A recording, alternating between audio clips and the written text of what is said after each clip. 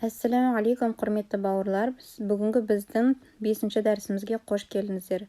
Бүгін біз сіздермен бірге Наср сүресін оқып үйренетін боламыз. Ал бисмилла бастаймыз. Аъузу биллахи минаш шайтанир раджим. Бисмиллахир рахманир рахим. Иҙә сақау және де екке созамыз. Иҙә жә. Мына жерде жә.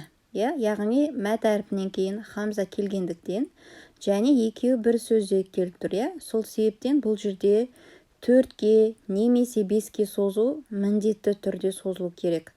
Яғни 2-ге, 3-ге бұл жерде созуға мүлдем болмайды. Міндетті түрде 4-ге немесе 5-ге созамыз. Иҙә жәә насруллахи. Насрулла бізде не? Яғни Аллах сөзінің алдыңғы әріпі бізде дамамен келіп тұрғандықтан Алла сөзін жуан оқимыз. Насруллахи уәл. Ләмді айтқан кезде байқаңыздар. Яғни уә мен ләмді көрдіңіздер ме? Екеуінің арасын не істейміз? Қосамыз. Бірден уәл деп ләмға тоқтаймыз. Және де ләмді айтқан кезде ләмді тербетпейміз. Ләмнің өзін айтуымыз керек. Уәл фәтх. Мына хіні шығарамыз. Көп кісілерде осы шықпай қалады. Осы хіні шығарамыз. Уәл фәтх. Тыны да шығар көрік. Уәл фәтх. Яғни т бізде үстінде сукун келіп тұрады. Әт деп тын айтқан кезде кішкене жыланы ысылдаған секілді ысылдау дыбысы шығу керек сукунмен айтқан кезде. Егер де бұл ысылдау дыбысы шықпайтын болса, онда бізде тән естиді, мүлдем дыбысы шықпай қалады. Яғни тәнін хамс деген сипаты бар, осы ысылдау кішкене шығу керек. Уәл фәтх.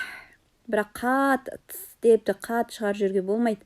Уәл фәтх өзіңіз еститін дәрежеде шығу керек. Одан кейінгі аятта вәро әйтән нонға түсеміз. Және мына жерде көп адамдар негізі нонда ғұнна жасау керек екен біледі, шәддамен келген кезде. Бірақ көп адам жасамайды осыны. Осы ғұннаға қатты мән береміз. Ғұннаны шығаруымыз керек, яғни нон шәддамен келген кезде мұрнымызбен ыңылдап ұстаймыз нонды. Қараңыздар, сол кезде былай оқимыз, Вәро әйтән нәсә. Және де ноннан кейін мәт әріп тұр, екке созамыз.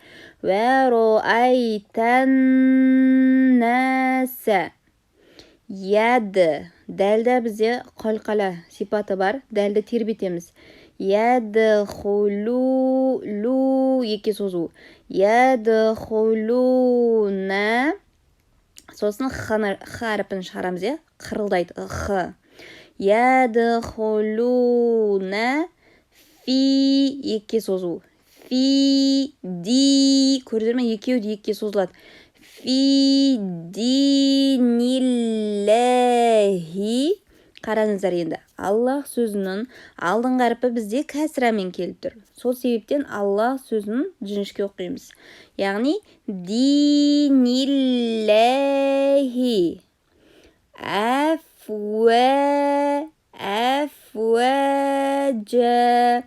Мына фыны да сукунмен ұстаған кезде әріпін тербет жүрге болмайды. Кейбір кісілер әфуәжә деп оқиды. Ол қате.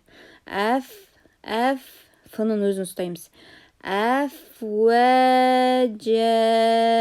Жә екке созып тоқтаймыз.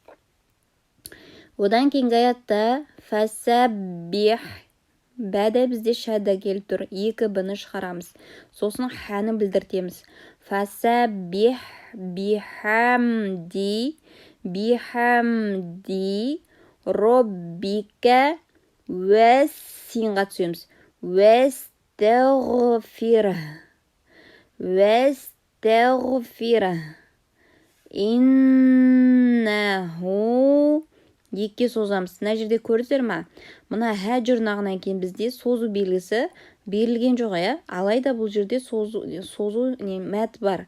Ол қандай дейтін болсақ, бұл дамир, яғни хә жұрнағының алдыңғы әріпі бізде харакатпен, одан кейінгі әріпі де харакатпен келетін болса, онда хә жұрнағының харакатын 2-ге созамыз. Яғни оқыған кезде былай оқимыз.